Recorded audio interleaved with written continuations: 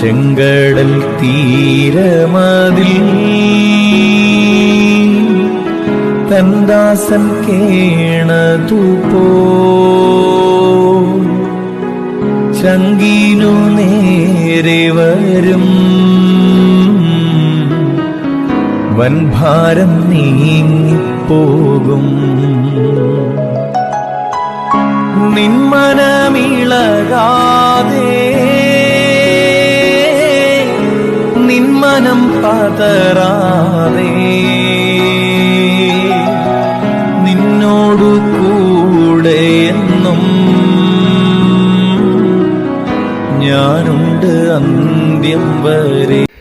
ഒരിക്കലും നീക്കം വരാത്ത ദൈവത്തിൻ്റെ വചനം കേൾക്കുന്ന എല്ലാ മാന്യ ശ്രോതാക്കൾക്കും ക്രിസ്തീയ സ്നേഹവന്ദനം.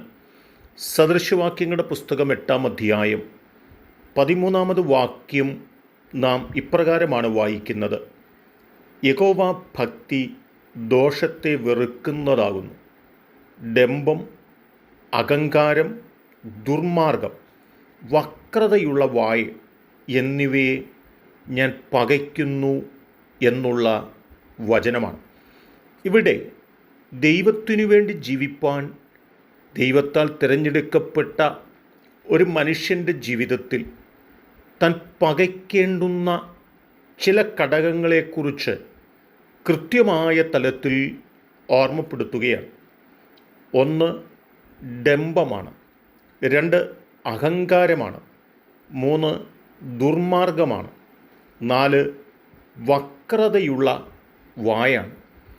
ഇത് ഒരു ഭക്തൻ, ഒരു ഭക്ത പൂർണ്ണമായി പകയ്ക്കുന്നില്ല എങ്കിൽ ദൈവത്തോടു കൂടെ വസിപ്പാനായിട്ട് കഴിയുകയില്ല എന്നും അവർ നടന്നു നീങ്ങിക്കൊണ്ടിരിക്കുന്നത് തിന്മയിലേക്കും അനീതിയിലേക്കും പരാജയത്തിലേക്കായിരിക്കുമെന്നും നമ്മെ ഓർപ്പിക്കുക തന്നെയാണ്.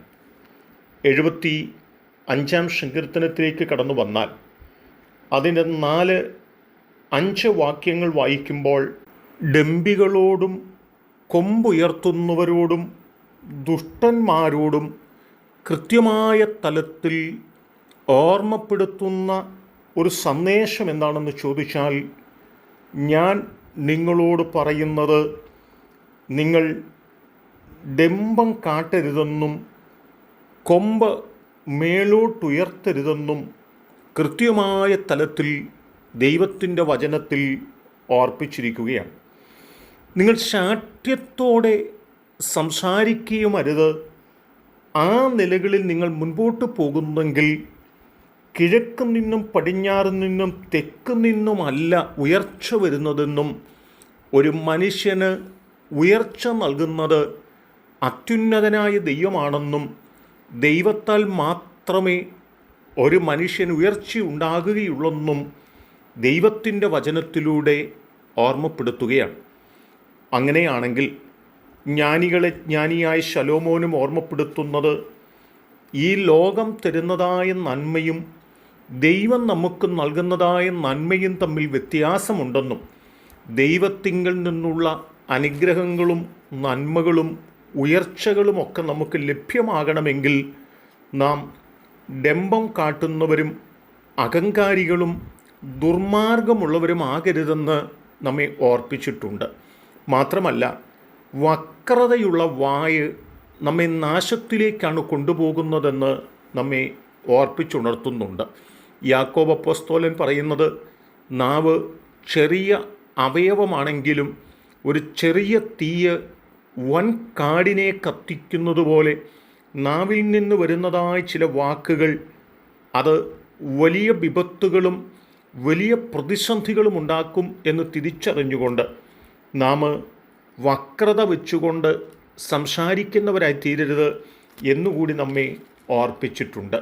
എന്നെ കേൾക്കുന്ന പ്രിയപ്പെട്ടവരെ, ദൈവം നമ്മെക്കുറിച്ച് ആഗ്രഹിക്കുന്നത് താഴ്മയുള്ളവരും വിനയമുള്ളവരും ദൈവത്തിങ്കൽ നിലനിൽക്കുന്ന ക്രിസ്തീയ ജീവിതം നടത്തുന്നവരുമാകണമെന്നും ആ തലത്തിൽ ദൈവിക അനുഗ്രഹങ്ങൾ അനുഭവിക്കുന്നവരുമായി തീരണം എന്നുള്ളത് തന്നെയാണ്. ആകയാൽ അഹങ്കാരവും ദുഷ്ടതയും ചതികളും ഒക്കെ വിട്ട് നിഷ്കളങ്കതയോടെ, നിർമ്മലതയോടെ, പരമാർത്ഥതയോടെ ദൈവത്തെ സേവിക്കുന്നവരും സ്നേഹിക്കുന്നവരുമായി തീരേണ്ടതിന് നമ്മെ തന്നെ സമർപ്പിക്കാം. അതിന് എൻ്റെ കേൾവിക്കാരായി നിങ്ങളെ ഏവരെയും ദൈവം സഹായിക്കട്ടെ.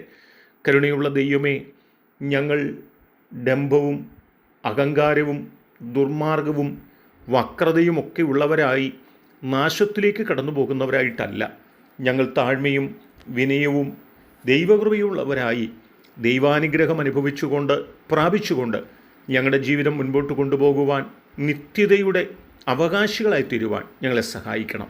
യേശു കർത്താവിൻ നാമത്തിൽ തന്നെ ആമേൻ.